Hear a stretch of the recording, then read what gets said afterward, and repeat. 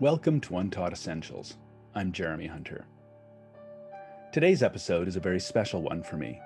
You may know that 30 years ago, I was diagnosed with an incurable autoimmune disease and told that I had a 90% chance of experiencing organ failure within 5 years. Not a hopeful story. At the same time, I was deeply influenced by Bill Moyer's series of conversations with mythologist Joseph Campbell in his PBS series, The Power of Myth. Campbell's book, A Hero with a Thousand Faces, outlines a seemingly universal pattern of human development that appears across history and culture. In the hero's journey, the hero is taken from their normal world, plunged into an adventure, facing trials and challenges, along the way being aided by unexpected magical helpers, and if successful, overcomes a final, ultimate showdown, and in return receives a boon, a treasure, superpowers, a special wisdom. You've seen this in Star Wars, The Matrix, The Wizard of Oz. It's everywhere. It's in our faces. And yet, we don't often seem to apply this pattern to our own lives.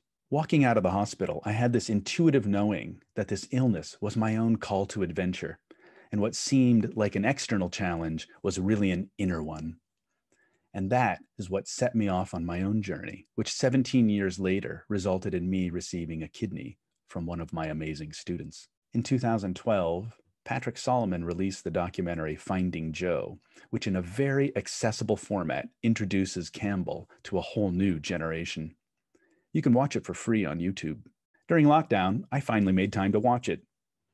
One of the speakers was so compelling that I really wanted to talk to him. And that person was Robert Walter, the president of the Joseph Campbell Foundation, and for many years, Campbell's right-hand man. Not even 2 weeks after having made this declaration, a person I was working with in Mexico City spontaneously tells me about her new neighbor, Bob. I put two and two together and realized that Bob was Robert Walter. Introductions were made, and he and I have had a series of gloriously rollicking conversations since then. Here's one of them. In the background, you'll hear the vibrant street life of Mexico City as we explore the power and relevance of myth in today's world and how you can live a heroic life.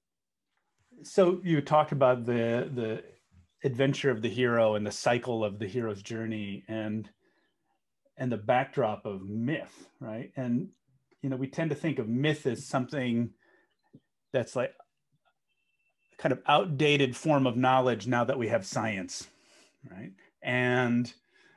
But can you speak to myth and what myth is and its relevance to the modern world? I can try, including beginning by saying that in the front of the atlas, after we recounted creation myths from various parts of the world and art objects that recounted those narratives, we follow with 7 pages of what we call the scientific myth. And we went back to the early movement of the continents, which was not accepted at that point. We had a temperature timeline that went back to the earliest time. We had a chart that showed speciation, because the point is that science was presenting a story too. And it was basing it on stones and bones.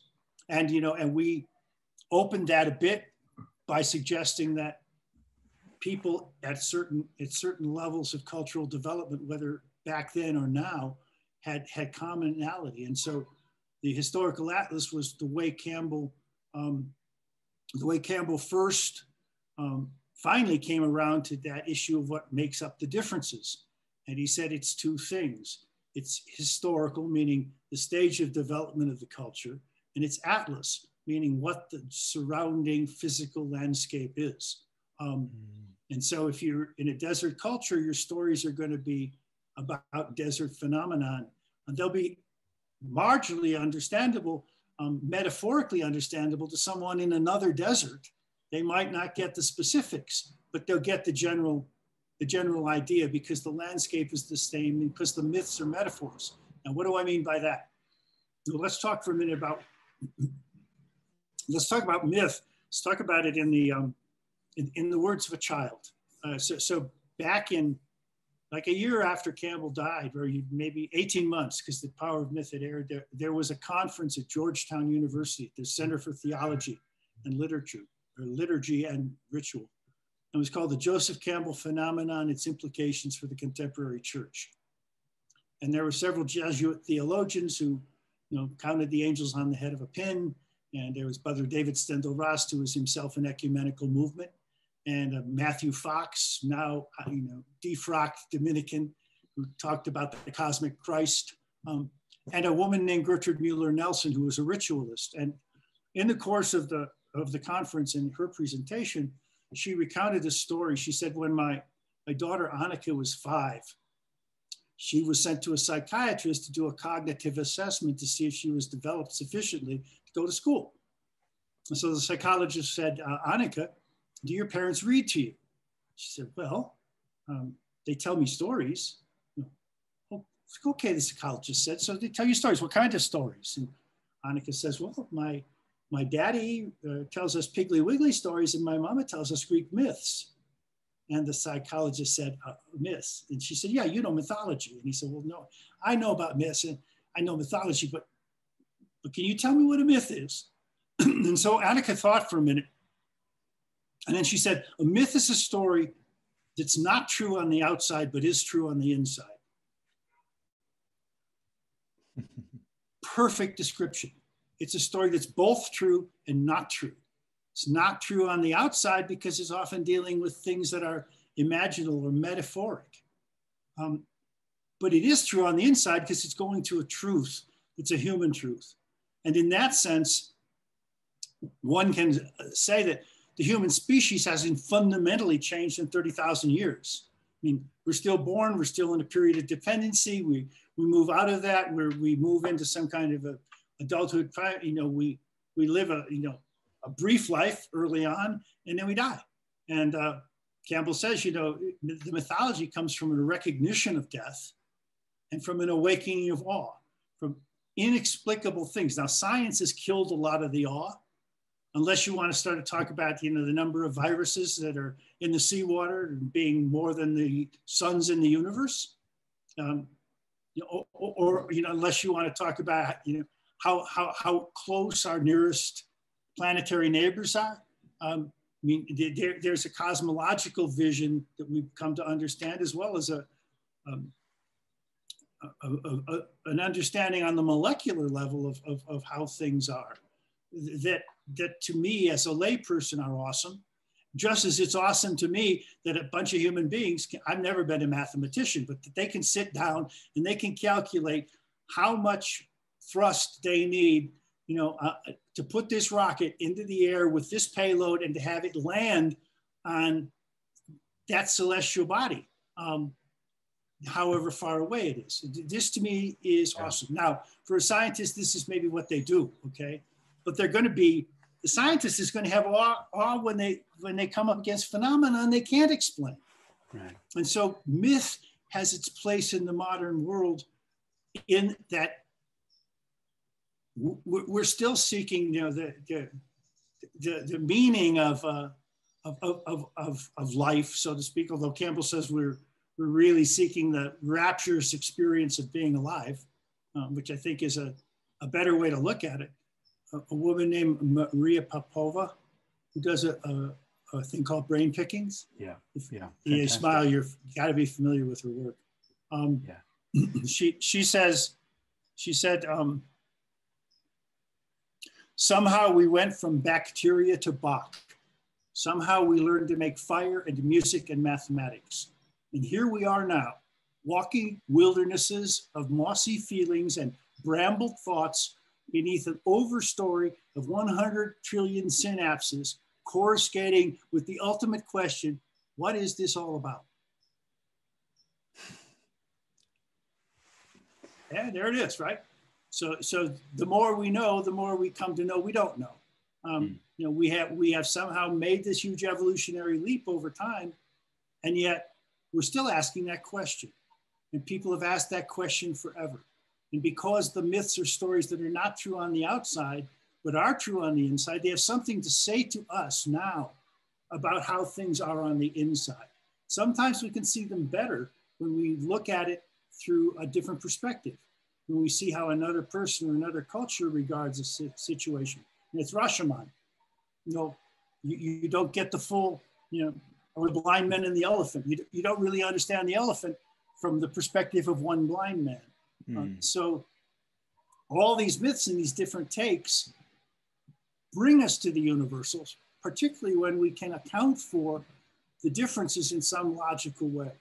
And, you know, you and I have talked before, you know, about the structure of the Atlas, which was based on Leo Frobenius, and the idea that it's the way of the animal powers, which are the primitive hunters and gatherers, primitive agriculturalists, you know, the shamanic traditions, people pursuing the animal in conjunction with the animal, asking the animal to surrender its life so that they can live, moving to seeded earth, domesticating animals, small villages, planting seeds, this idea that the plant has to be cut down in order for the seeds to be there to create new life, moving to a higher priestly caste, which was called the way of the celestial lights, and then to the way of man, post-Renaissance, when we stop looking for outside authorities and start to look to ourselves. And I think, as I said to you once upon a time there, Jeremy, that I think we're back at that again. We're back, we've gone around again. So we're back in this shamanic, primal, trying to come into some kind of harmonious relationship with our world, with the whole environment now.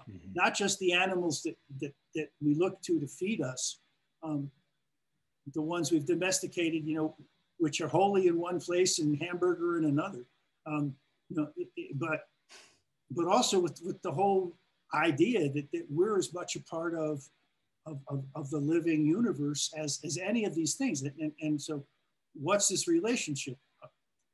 The different relationships that different cultures have had with their environment and how they've expressed these in stories, in narratives, in ritual. Because don't forget, right now the stories come down to us, but they were all wrapped up in ritual. They were wrapped up in what you did, you know, at a certain age, a certain way. And in a localized expression of that larger truth, right? And so something you said earlier about a kind of universal truth, the idea of which is kind of out of fashion lately, but having local expressions, right? And so then there's something that's, yeah, there's so many different ways we could go right now. But so it's pointing to this, the story that's not true on the outside, but it is true on the inside, is talking about this metaphor of an inner journey, right? And how I see it as an inner journey of development. And you talked about the adventure of the hero, or what later became known as the hero's journey, as an algorithm.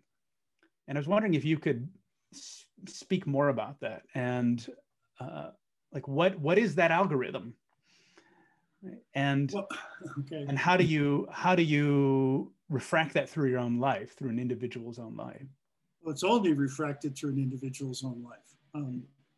It can come down to us as a story recounted elsewhere, and that's where we find the foundation of myth. But it didn't come from nowhere. The primacy is on the story. Primacy is on the truth that's passed down. Two ways to look at that. I mean, one is to go back to the oldest story we have, of the narrative of Gilgamesh, who goes out to find the elixir of eternal life and gets it, finds it, you know, comes back after all these trials and tribulations and comes upon a beautiful lake and lays the elixir down and goes in and takes a much needed bath. And while he's bathing, the snake comes along and eats the elixir. But as the tale tells us, he went back to Ur anyway. He didn't go back with anything. What he went back with was the story of his adventure, the story of his transformation. So the primacy there is in that story. It can only be known as refracted through an individual person. It's really the reason that you know, I think an individual ultimately needs to own their own story in order to be the hero of their own adventure. Otherwise, you're leading somebody else. In the medieval romances, there's the famous line where The knights go out to look for the grail, and each knight enters the forest where it was darkest and there was no path. Is to be on a path would be somebody else's path. Now, that's how the myths are leading you through life, but how do they work transgenerational? It was all an oral culture for the longest time. When we write it down, we risk it becoming literal. What Joe also would say, a mythology is another person's religion. It's what gets you through the day, through the night, through your life. But when it's written down, it becomes literalized. I mentioned Brother David, who was a Viennese psychiatrist who then became a Benedictine monk and then was petitioned to go sit Zen for a number of years in Japan. And then became the spiritual advisor at Esalen, the birthplace of the religion of no religions.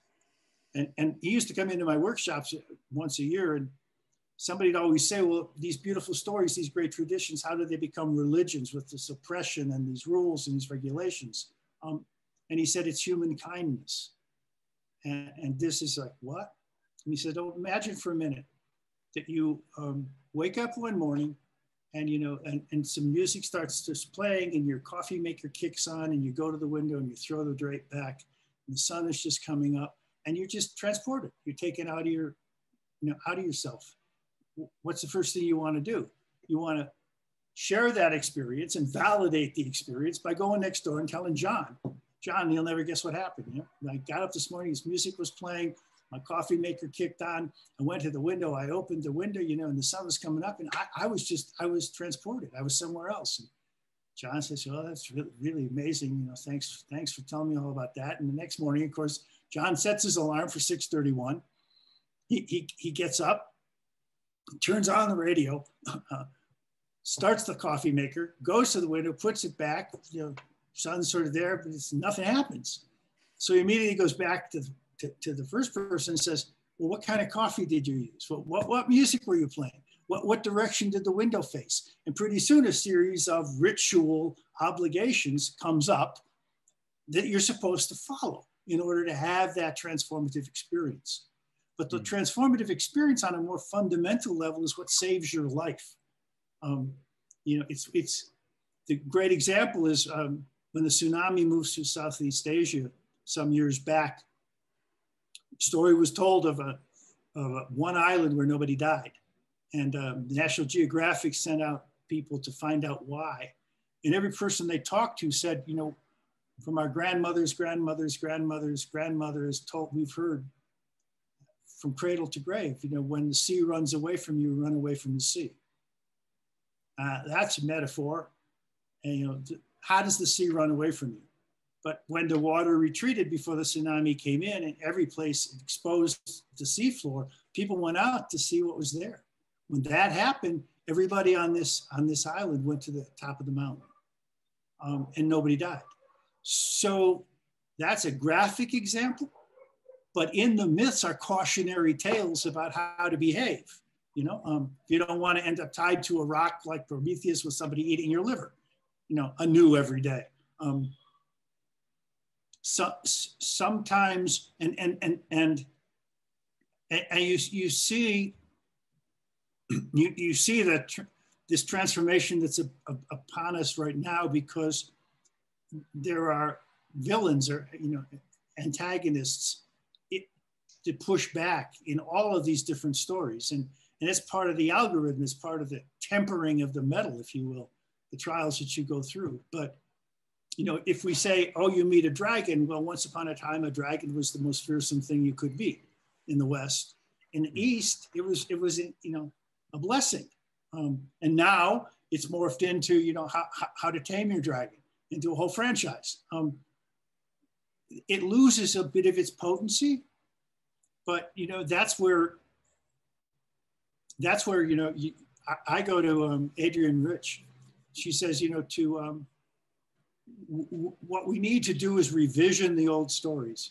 And Adrienne Rich says revision is the act of looking back, of seeing with fresh eyes, of entering an old text from a new critical direction. It is for us more than a chapter in cultural history. It is an act of survival.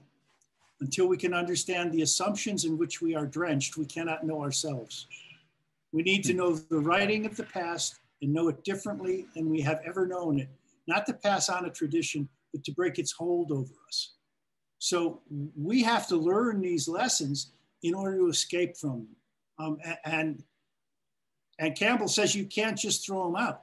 If you just ignore all this, just say, oh, it's heebie-jeebie, it's magic, it's whatever.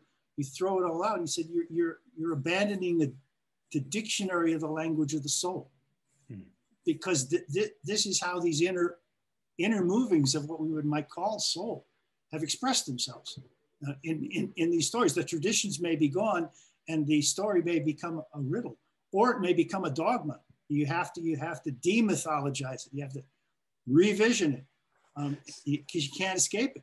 So the algorithm is a way of, the algorithm of the hero's journey is a way of becoming conscious of your own worldview and going through trials as a result of that and coming to some insight about what do I need to let go of or move beyond. And then in that creates a kind of renewal. Is that right? Yeah, yeah. And you know what? With the recognition that it's going to change again. And it'll happen again at a different. It'll happen again. Yeah.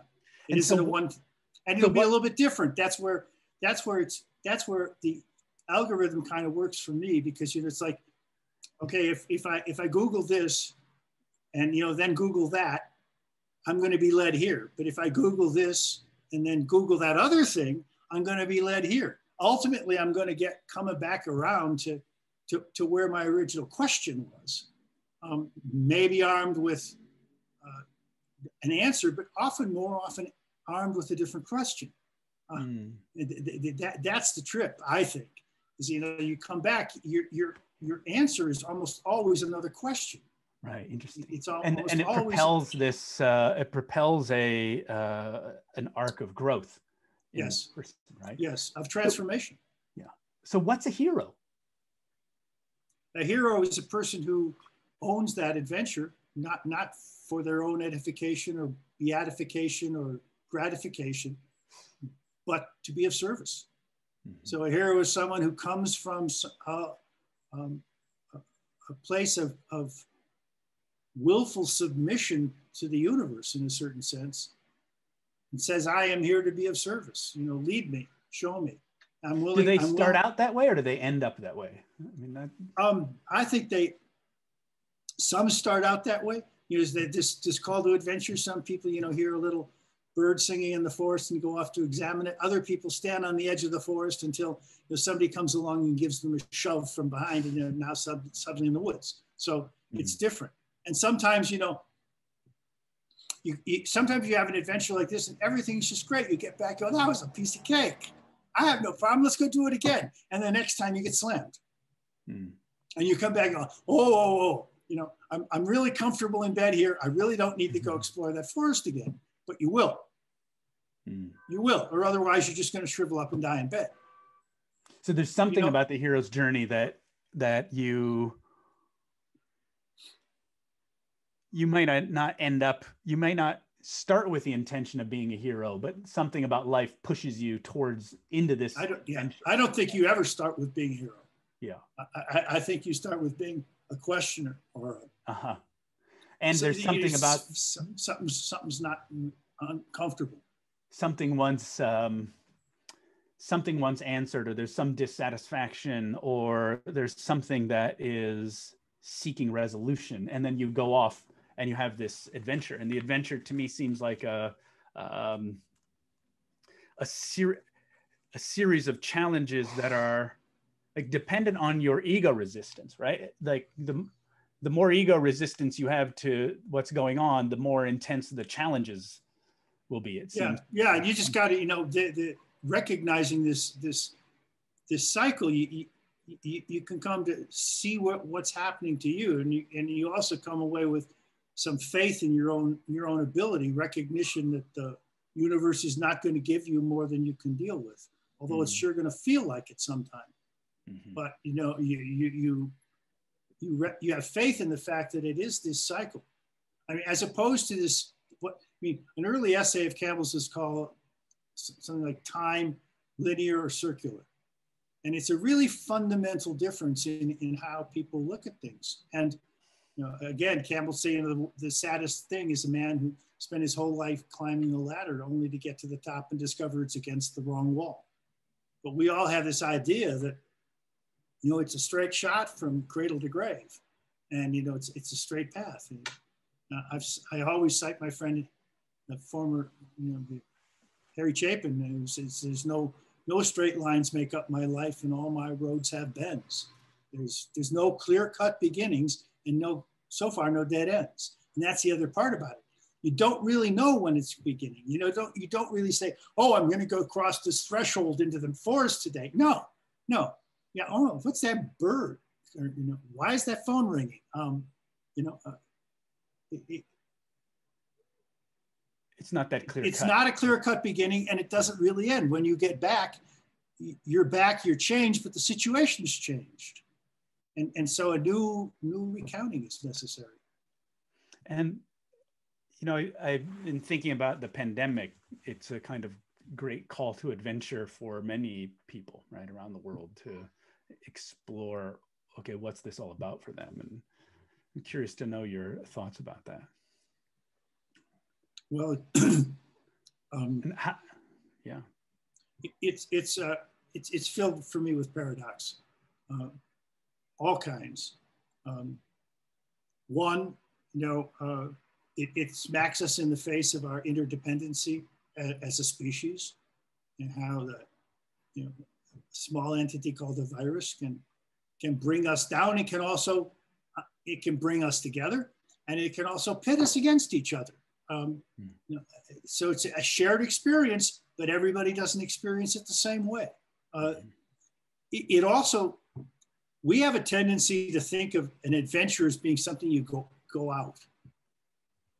And we tend to think, we tend to project our own selves out there. So, we follow certain, influencers on social media, or have certain, celebrities that are sort of contemporary equivalent of a patron saint in the Middle Ages. I want to be like that. It's all out there.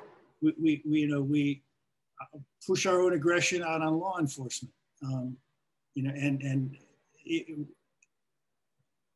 of that can happen. I mean, that's all been tossed up by this pandemic, because all those rules have changed. And what it's done for a lot of people has made them realize that the real journey is inside, because there's nowhere to go. And the real resistance, I mean, in the hero's adventure, you struggle. Finally, the hero always acquiesces, lays down the sword, surrenders. And that's when they get what they're looking for. But it's our instinct to want to struggle. Yeah, this idea that it's an inner journey, right? And that their metaphor, it's an outward metaphor for an inner journey. And that's something that I really, in my own life really took to heart, being 20 and being diagnosed with this supposedly incurable illness, and being told I'm going to live for 5 years, and realizing, okay, this is not a scientific, there's no cure, still no cure, but maybe it's a metaphor, right? And how do you start to see this as a process of the what I want to say, the outer expression of the illness is really an expression of some inner reality that is being asked to be, or being forced to being explored. Right. Well, you say that you go there in your YouTube talk. I mean, when you talk about, essentially isolating yourself on the floor of your garret, which is exactly, the opposite of what most people would think to do. But that's the only way to remove all that other. And you were fortunate to have Zen in your personal history, so it wasn't a complete, you couldn't even make it into a magic kind of cure. It was not like, oh, I do this and look. No. You had to go deep, and go different and recognize it as a different kind of challenge to you, and not one that you're a pretty head-oriented person, it seems to me, up till that point. Yeah. And it just sort of, that didn't work. It didn't work, right? You That couldn't wasn't think work. your way out of had it. to find it. Yes, exactly. You couldn't think your way out of it. And so this process of, that's one thing I really want to explore more, because, in my own life, seeing, the mythic journey really is an inner one, and that it's occurring from moment to moment. Right? And in a way, that's kind of a dissatisfaction I have with how we talk about myth from a personal point of view, that you have archetypes and things like that, which are obviously really powerful, but also that's also conceptual. And I think what I learned is that you really have to go into the visceral, the terror you're experiencing right now, the anxiety you're experiencing right now, the anger you're experiencing right now. And that's the dragon, right? That's the dragon you have to fix. Exactly. And you transform that. And as you transform that, you transform your own mind. And in that process, because who are you fighting when you're fighting that dragon? Right? You're fighting some part of yourself, right? Yeah. And one of my dissatisfactions with the introduction of mindfulness practices in a secular context is that you've taken it out of the larger arc of development, right? And it seems to me that the hero's journey can repair some of that, right? You get a larger, you can implant those practices into a larger arc of human development. And I see the hero's adventure as an arc of human development. The hero is somebody who's kind of on a journey towards greater consciousness, I see, right? Through this inner exploration. And how do they fail? By thinking it's about them. By thinking the story's about them. But by thinking that this is unique to them. My little anecdote on that, when it really kind of crystallized for me, I got a call out of the blue from some people working with William Shatner, and Shatner was doing a show on Star Trek, on the Star Trek phenomenon. He wanted to know why, this was still going on and people were getting dressed up and going to these conventions and what this was all about. And we had a rambling conversation for several hours, and I had to try to take it through. Well, they're playing dress up. No, they're putting on investments. They're investing in this. Well, what does that mean? You're trying to parse the word investment, and buying all in, going all in, living into your today, didn't get anywhere. And so, and we got off on the hero at one point, and Bill, and he said, well, the reason Star Trek is gone on so long is this, they've had these great heroes, the people came to see me and they came to see, I said, wait a minute, Bill, the people that didn't turn on the television to see you, you weren't the hero. And it was like, what? And he said, well, who's the hero? And I said, well, the hero was the Enterprise, because it went where no man could go. And from there, we talked about the fact that there were always three people on the bridge. And we live in a three-dimensional universe. There was always 3 points of view. And you could swap out any one of them for any other one. You always had 3 people. You always had that, ability to watch each other's back, to cover for each other, to surround the question. But it was the Enterprise. It was the Enterprise that was the hero. It was the hero of Star Trek. It's the Enterprise. And interestingly enough, called the Enterprise. Because that is what brings us together to act heroically and in community. It is something that we can't do ourselves. I mean, even the hero recognizes that. They're not going to solve it all. But the hero fails if they think it's up to them alone, or that it's their story alone, or that it's because they got this elixir or this widget, or whatever that they brought back. they're lucky they don't get crucified. That happens to a lot of returning heroes, or ostracized. It isn't, you come back, even if you come back and they put you up on a pedestal, you can bet your blue jeans that everybody who comes along is going to kick that pedestal to see if they can bring you down. It's just, so you fail when you think it's about you or for you. No, it's in service to something greater than you. And that's interesting, because that brings us into the role of surrender. Yes. And letting go of the ego's desires, really, in that process. I was wondering if you could comment about that, and the role of surrender in life. Surrender for a lot of people is a scary word, but it seems to me something that shows up a lot, like a central move you have to make in order to really achieve a real kind of greatness. Well, yeah, we're willing to surrender if the sky is blue and the sun is out and we're surrounded by, beautiful flowers and lovely birds. It's really hard to surrender when you're in the midst of the dark night of the soul. But you need to surrender in both. The universe is offering you something. They're different, and hopefully the universe is going to continue to offer you new challenges and new opportunities. But in order to do that, you can't say, well, I'll listen to you, universe, when the sun is out, but at night, no, I'm going to pull the pillow over my head and you don't exist.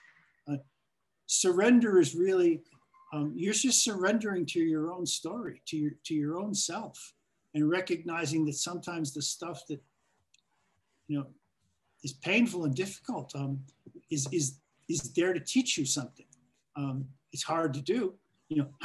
I used to have a fortune cookie up over my desk. It said, when you're up to your ass in alligators, it's hard to remember you went in to drain the swamp. And that's the case. You go in with this noble intention, and then, holy crap, pigs and fishes and alligators, and what do I do? Well, it's back to that thing at Campbell. You keep your eye on the work, on the task, and you say, if this is going to be of value to one person, it will be worth whatever I have to do to bring that forth. And that's really a leitmotif in the stories of so many creative personalities who we now recognize as luminaries, but they weren't luminaries. They were hanging on by their fingernails in their time, because the hero is also the person who's out of time. He's the one who's not willing to sit in the village while the crops die. So yeah, surrender is misunderstood, just like service is misunderstood. Service is not servant, and it's not servitude. Okay, same root, but very different. Surrender is not give up. Surrender is embrace. You surrender by embracing your fate. And it's interesting, and it's also true for difficult emotions or like internal pain or anguish, right? You surrender to that as well, and it shifts and it morphs, right? If you think about the moment-to-moment experience of how do you navigate challenges, and I think that's something that I am gonna, I think, talk more about, and to really understand what are you actually doing in that moment, right? And and it's not about the ego. And the ego reacts, right? It's a reactive response, as opposed to an acceptance, passive acceptance, or an active embrace. The ego wants to defend and understand and rationalize and intellectualize and think its way out of the situation, as opposed to, it's a quicksand metaphor too. You don't sink if you're just motionless. If you're just surrendering to, you start to fight and you're sucked under. Oh, interesting, right?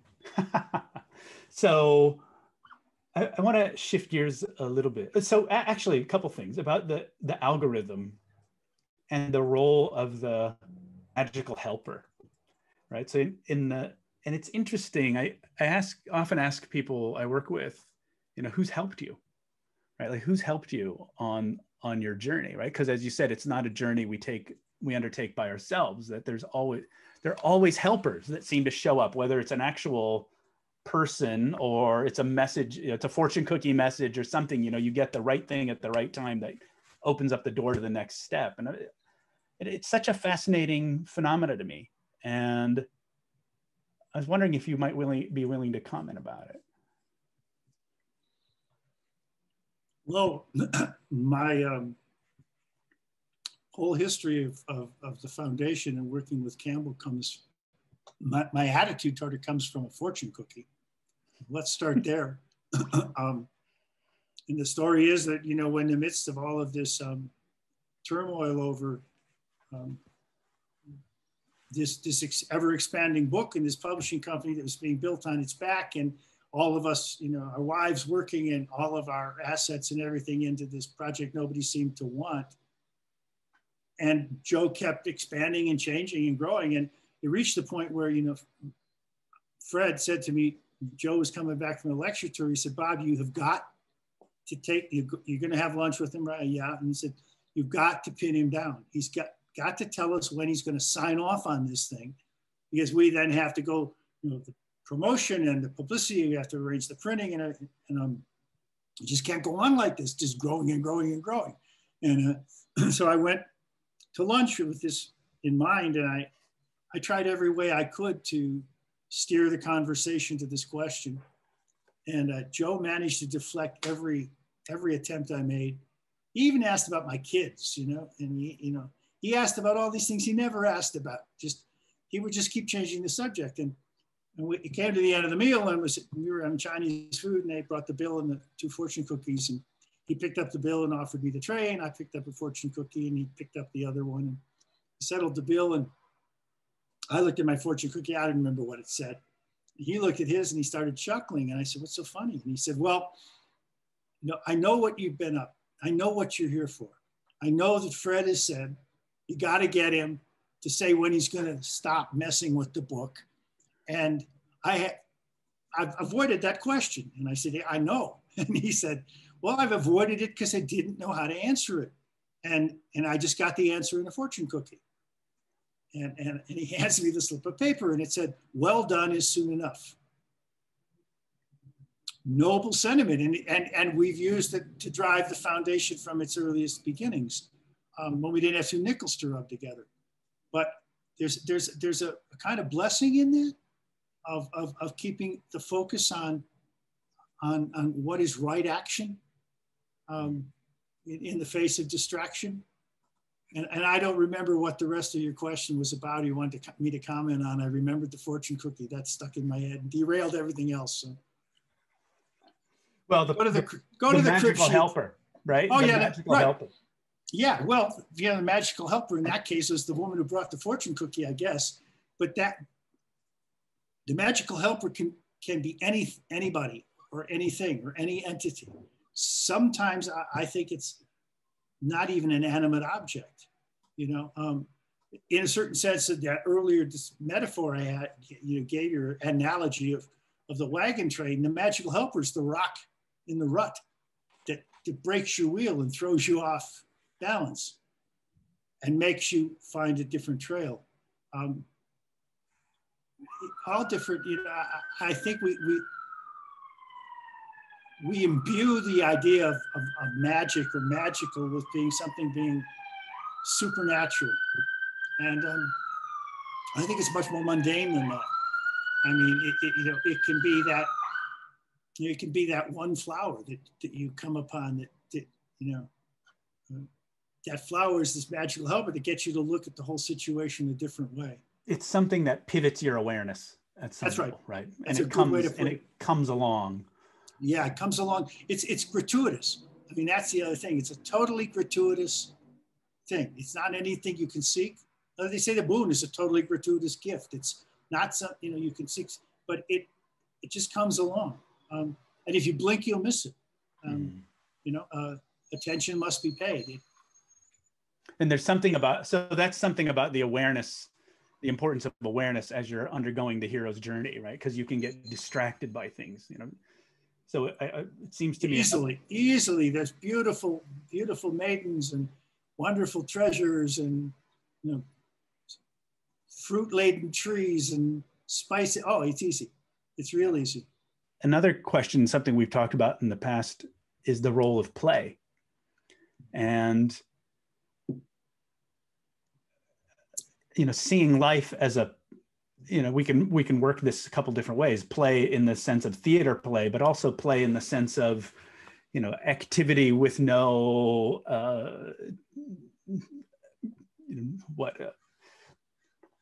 tangible goal or whatnot, right? You know, we tend to think of work as the opposite of play, which I don't know if that's actually true, but I wonder if you might comment on that, like seeing, how do you see your life as through the lens of play or as a play? Well, it has an end. It has a beginning and an end, like a play.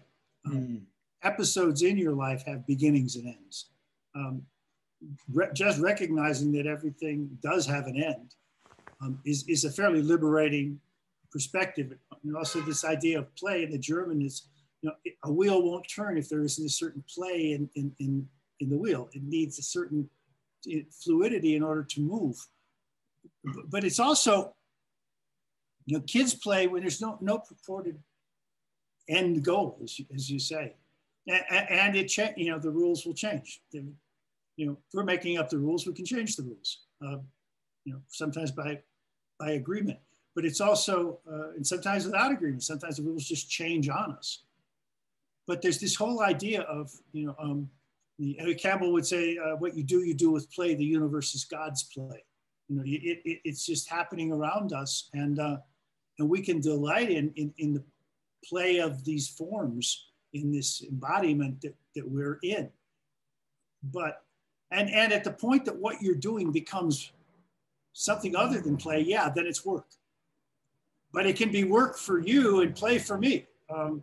Play for you and work for me. It's not a universal, but it's recognizing that you're doing something for the joy of the doing of it.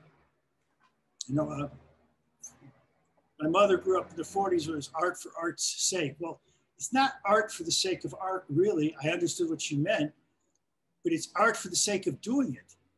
You know, you're doing it whether, you know, you're playing with the tools that you've been given. And periodically, if you're really, you know, in that spirit, you transform those objects as well as yourself.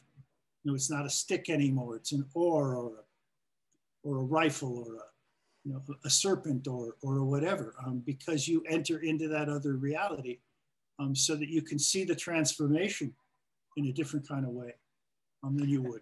Yeah, and there's something about play that, yeah, as you say, it's about stepping in or creating different ways to see the world, right? Which then kind of open up other options for you.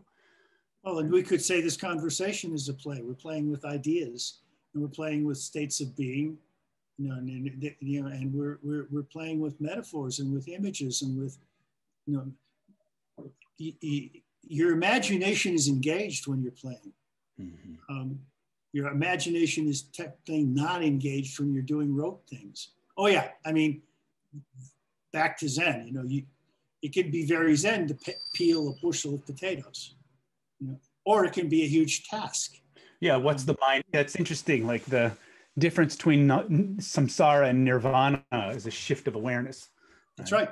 And that's thinking about something I often talk about with my students or people I work with is that, you know, what all this is about is creating choices, right? How do you create choices? And you normally don't create choices if you're stuck in a state of rage or anger or frustration or anxiety or fear or sadness, depression, you know, isolation, right? You create choices when you're in this kind of middle zone where your nervous system has play in it, right? Like literally has kind of play, you know, room to move. And how do you live life from that place in a way? So no matter what's happening to you, right, you have a choice of how to respond to it. Well, you know, that's back to the story. The myths are both true and not true. holding your point of view lightly so that you can step out of it and step into someone else's, right? And then you, lately I've been talking about how do you expand perception, right? You know, you let go of something here so that you can expand into some other space you haven't been into. And then that gives you other perspectives and options, right? Yeah. You make a space, you know, for other possibilities to come in. That's what a good playmate is about. You know, our first rule of anybody in the foundation who's working at the foundation, first question we always ask is, does he play well with others? Mm-hmm. Does she play well with others? That means that, they got a sense of play, but they have a sense of purpose and so on, but they're willing to get in the sandbox and, you know, mix it up in a different way. And it's a gift. And I like that way to looking at it, because it doesn't mean that you're always going to agree.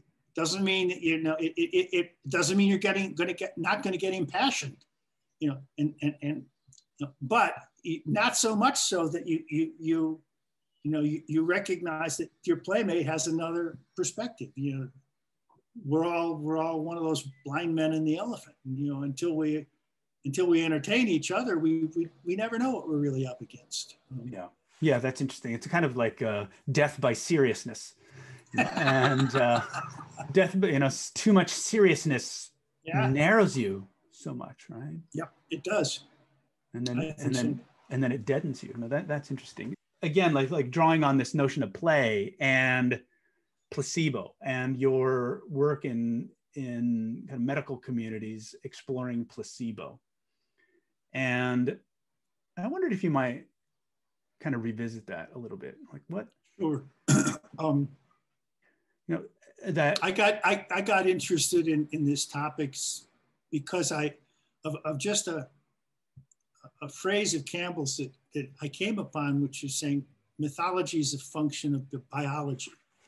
Mm-hmm. And I could take that on the one hand, you know, okay, you know, all the gods and all the devils and everything, you know, they're all up here. You know, they're all in a sense product of the imagination, but in what way is mythology, is the rendering of these stories a relationship to biology, and what does that really mean? What part do they play in our biology?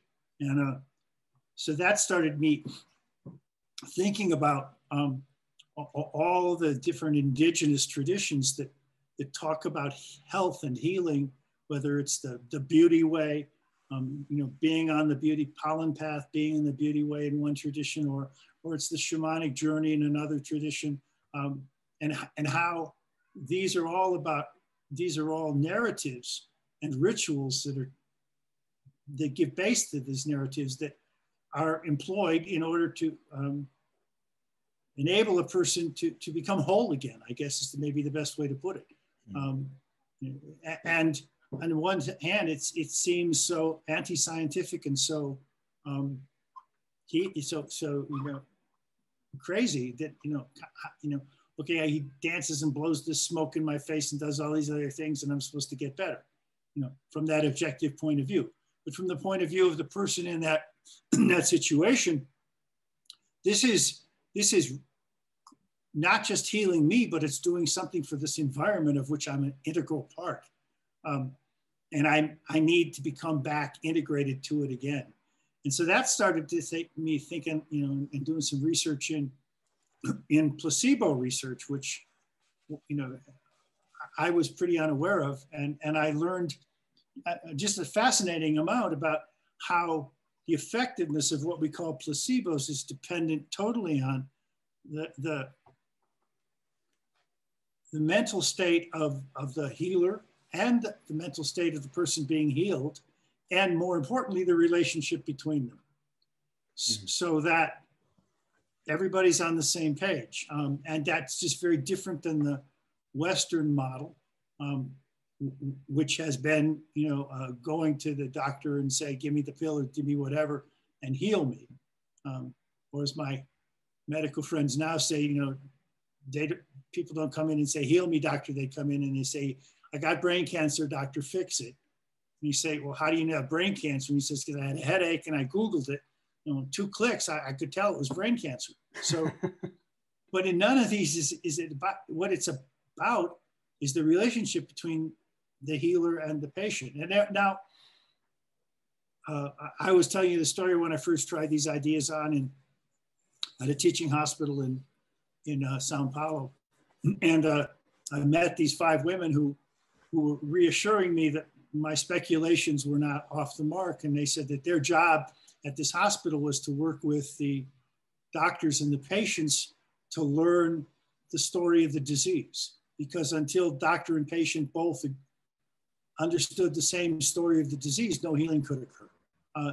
And another thing I didn't share earlier with you is there's a study in England, a longitudinal study over 20 years, I think 25 years.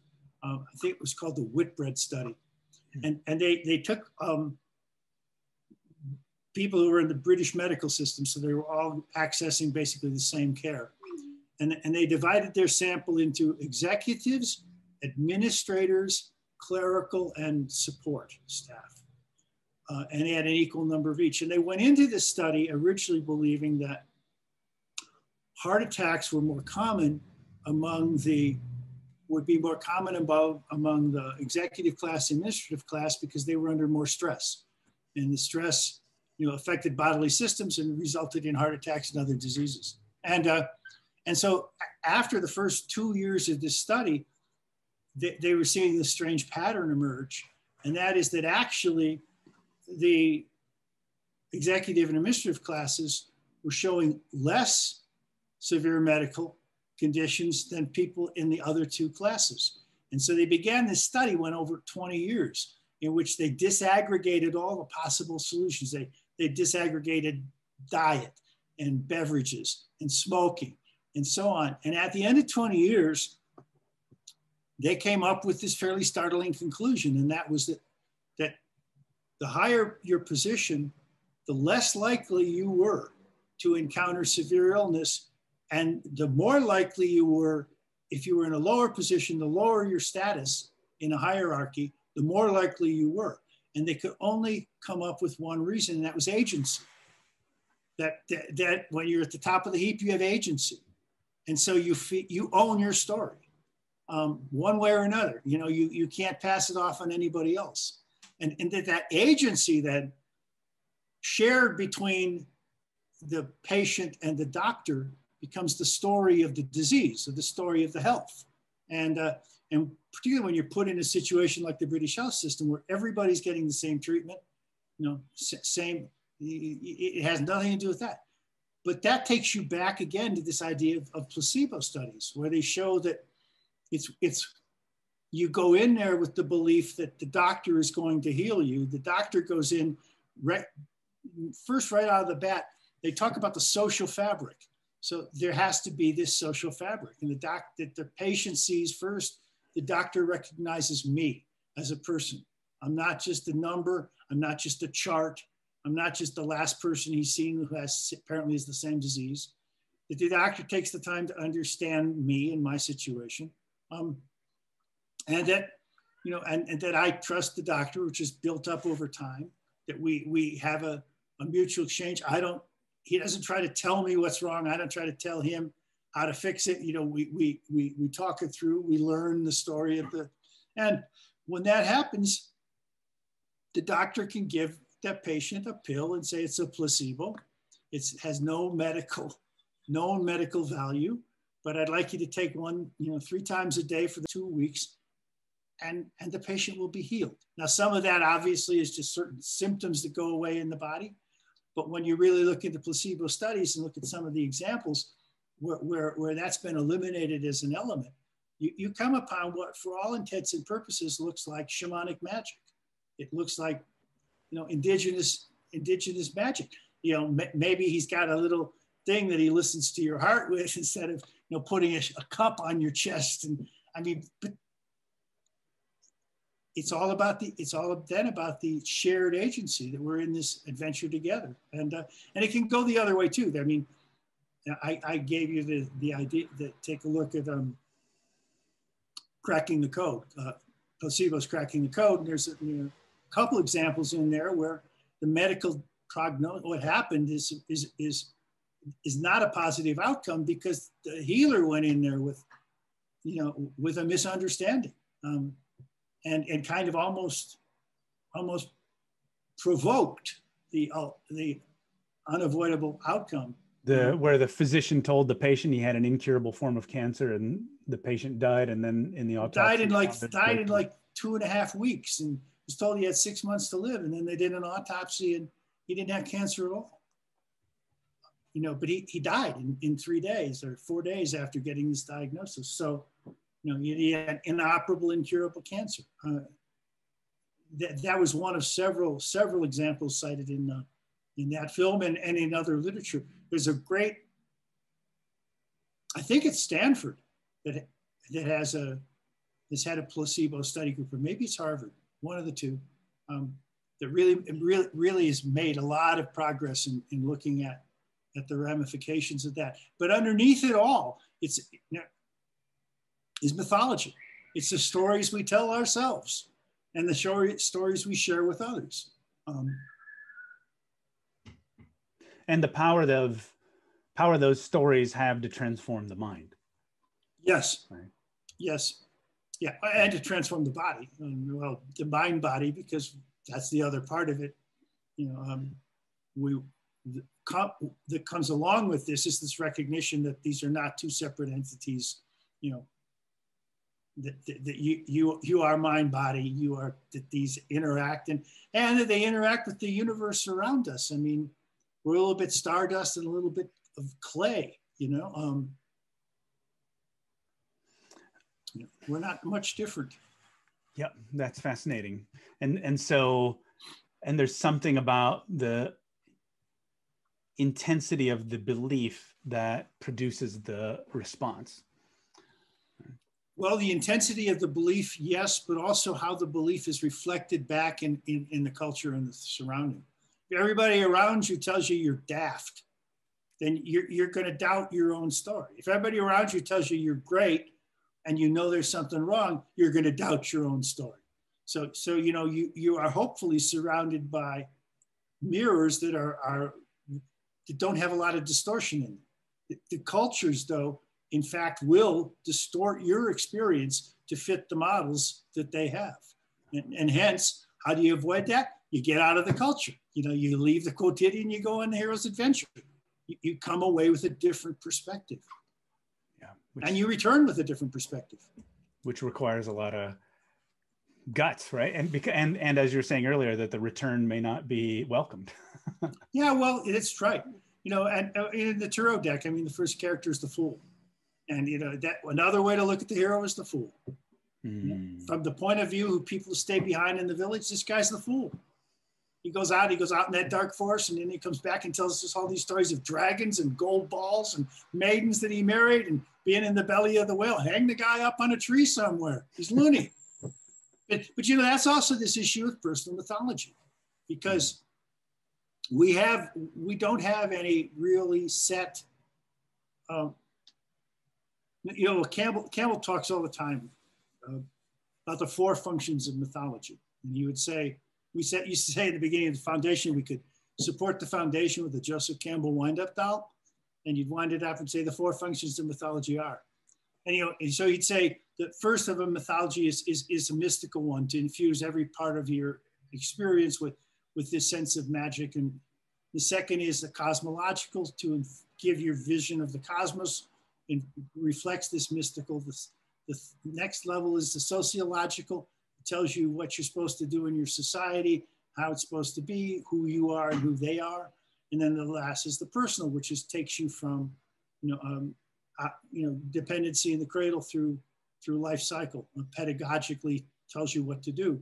And he would point out that he was quick to point out that the mystical function isn't there anymore, and it isn't there in part because the cosmological function has been disrupted, because we don't live in a Newtonian universe anymore. We live in a quantum universe where our very observation changes the nature of what we're observing. And the sociological doesn't work anymore because we don't have us's and them's anymore. It's just one species, one tribe on the planet. He still felt there was a positiveness in personal mythology. I started to get really nervous about that because I saw too many people, and we got these letters You know, we get letters from people who would tell us about this grand revelation that they'd have, and they'd fill it with symbols and mathematical equations. And, you know, they had for them, a viable personal mythology. And for me, it was a psychosis. I mean, they were so private in their language. That said, we do have to each construct a personal mythos for ourselves. You know, it's no longer, this is what you can do if you're 20, and this is what you do if you're 80. Hey, you know, 80-year-olds are as stupid as teenagers sometimes. 20-year-olds are masters of the universe. We can't even rely on gender anymore. You know, gender is not a fixity, okay? Age is not a fixity. So all of these things of how you're supposed to behave to go through life, you have to make sense of that for yourself. And you have to also accept the fact that it's going to change. It's going to keep changing. You know, we joke about the 60-year-old who dresses like a 16-year-old. So I'm perfectly comfortable with myself at 18. Good God, I'm 25. Nothing makes sense anymore. Okay? You still got to get the core of what that 18-year-old is and recognize its transformation through those adventures, through those journeys, through those experiences into 25. You're still the 18-year-old, but now you're 25 and you got a different perspective and you're going to be 35. And, you know, so it's not a fixity there either, but you got to begin there. Until you can do that, you're never going to find your sociological tribe, your peeps, if you will, until you're, you know who you are. And then if you get to that, then you can maybe, you know, strike up that awesomeness of the microcosm and macrocosm that we touched on earlier. And if you do that, it's like the one-armed bandit, you know, 3 cherries and the gold coins come.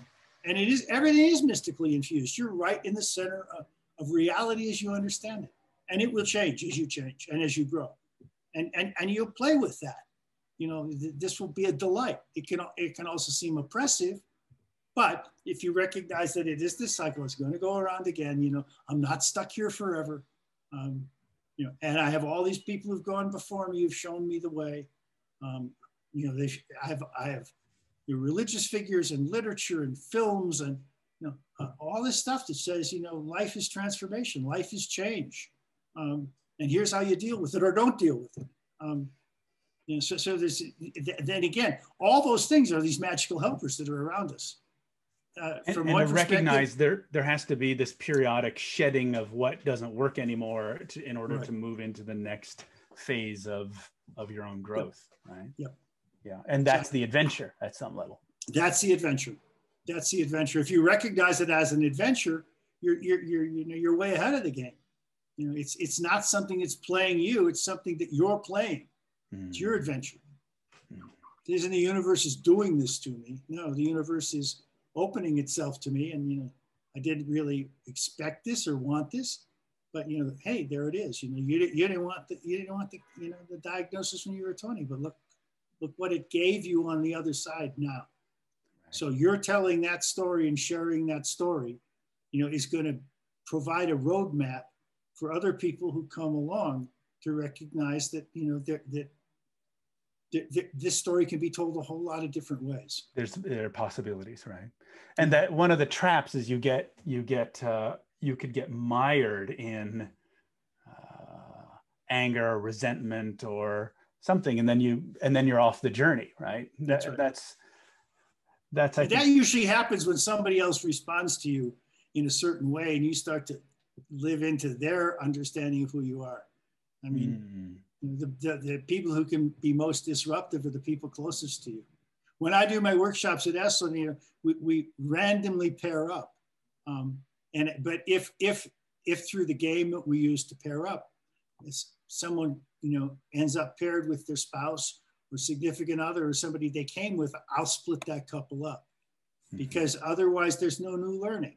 You're going to get 4 words of your story out, and they've already heard it 20 times. You know, they already know. They know where this is going. You know, there's no possibility for you to transform. You're just held there by who they want you to be. In they're only looking out for your best interests, right? Quote unquote. Quote unquote. One thing that you talked about earlier was how myth and environment are kind of intimately interrelated, and you know that seems particularly potent given the climate and all of that we're living with right now, and how do we relate to the environment? And that is there in a previous episode of this podcast, we had Parneet Paul, who talked about, health and the person's relationship to their environment, right, are also intimately interlinked, and that the bacteria that are keeping you healthy in your gut are also the same bacteria that are lurking out there in the soil and in the environment. And so, like, where you stop and the quote unquote environment begins is not at all clear, right? That there's maybe a kind of function of density, like you are a denser place that is connected to a much larger matrix of living creatures, right? And I found that to be a really fascinating way to look at the world. And then again, it goes back to the idea of relationship, right? And this is one of the themes of this conversation. Like, what's your relationship to the little organisms that are keeping you alive inside your body, and what's your relationship to the organisms keeping you outside your body? And what is the body anyway, right? The body is legion. The body is legion, and the body is of all the things that are around it. We're slow to realize that, but it's the reality, right? I mean, we weren't put into this earth. We've come out of it. We are of the earth, and I remember, and here again is where myth gets in our way, in a sense. When we were, when I was in the assembly, so-called, at the Research and Parliament of the World's Religions, the second one after 1896, it was brought back 100 years later, and we were trying to come up with a document that was called the Global Ethic, that all of these religious leaders could sign on to. And Hans Kung had worked on this for years. And we couldn't come to agreement over certain really fundamentally basic things, like the Buddhists wanted respect for all life and all living beings. People of the book were saying, no. We can't, there's no spirituality in the earth. Man was put on the earth to maintain dominion over it. And you got down to these core belief systems that would not allow a language, an expression to come forward, because if it worked for one group, it was just antithetical to the other. And you could understand, I mean, we're talking the impact of global religions, global mythologies in Campbell's, which have been around for centuries. And that understanding of our relationship has shifted. And, there is in the Christian, the Judeo-Christian, the people of the book, we are here to take dominion and make order. No, that's so different than we are of this, whether it's a Taoist perspective or a Buddhist perspective, or a Zen perspective, there isn't no difference.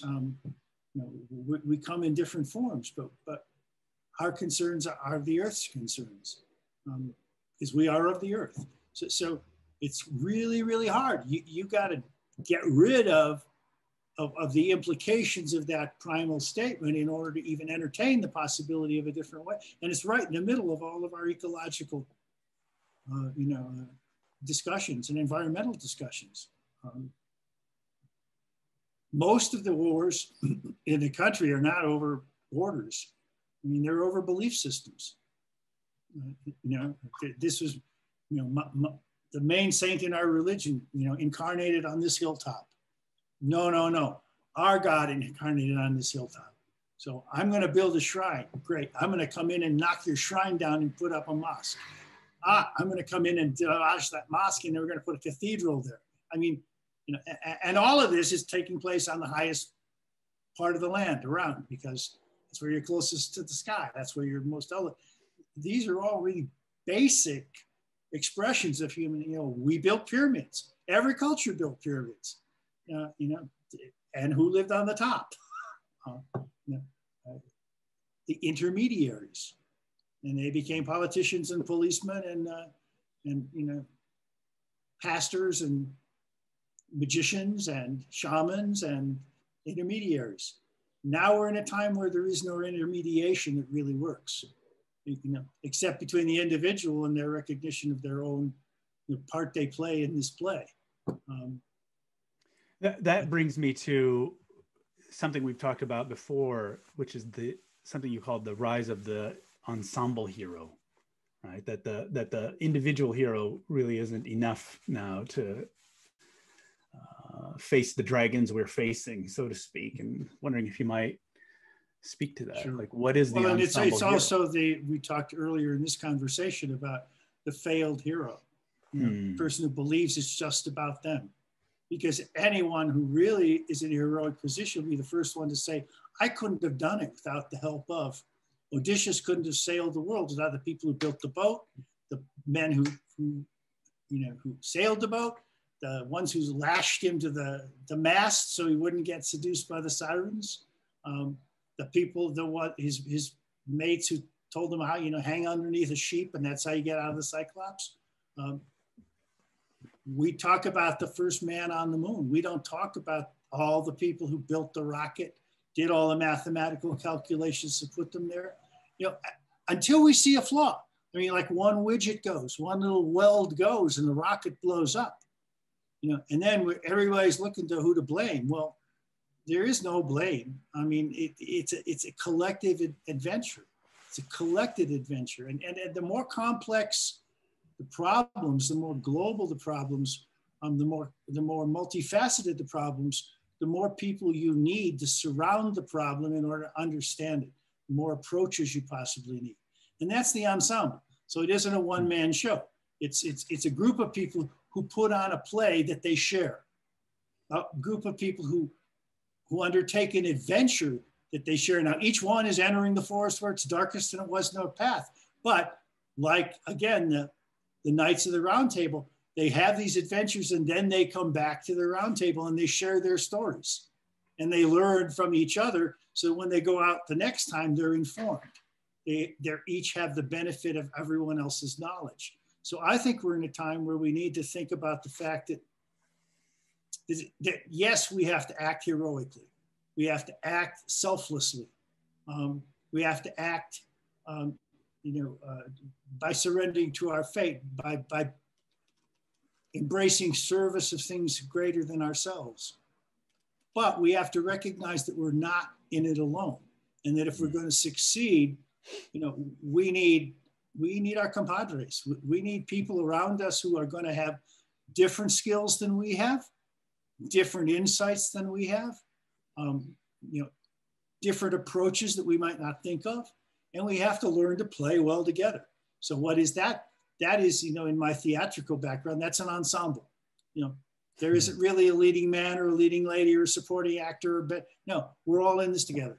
And I think if we could recognize that and recognize the individual heroism of every person who's involved in that project, then we're in a position to take on some of these bigger problems that cross age groups and cross national boundaries and that are global. And I mean, again, back to the blind men and the elephant. We don't even know what the elephant is. And 6 blind men are not going to define the elephant for us. It's the six of them talking together and sharing, right? And it's all predicated on our own development. Yep. And each of them was as the poem goes, each was partly right and all were totally wrong. In describing that elephant, because that's the other thing. Any single point of view is going to be totally wrong because it's going to miss all the myriad other parts. And if you want to go out to a one-man show, well, that there are venues for that. But for solving the big problems, you can't elect a despot who's going to do it. You can't elect, not Joe Biden, a Trump, whoever. You can't look to a charismatic religious figure to solve it. All of them have things to offer. But we have to recognize that it's our collective adventure. And we have a sort of species imperative. Until we start to shift the focus from an individual entity to the species, we're not going to be able to take any of this on.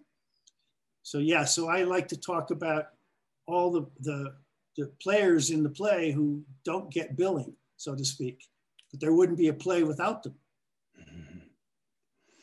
And it's that's the new call to adventures. Can we I think play so. well with others? I think so. That's great. All right, that's a perfect place to put the bookmark, I think. So thank you. We covered a lot of territory. And thanks for listening. If you like what you heard, please subscribe to the podcast. Give us a review and tell us your thoughts. The best thing you can do is share this with someone who would find it interesting and helpful. If you have an idea for other topics you'd like to explore, please let us know. Contact me at info@jeremyhunter.net. Thank you to the multi-talented Mr. Jason Beck for making the magic happen behind the scenes. And our music is the creation of Jeffrey with a G Munger. You can learn more about his work at kettleblackmusic.com.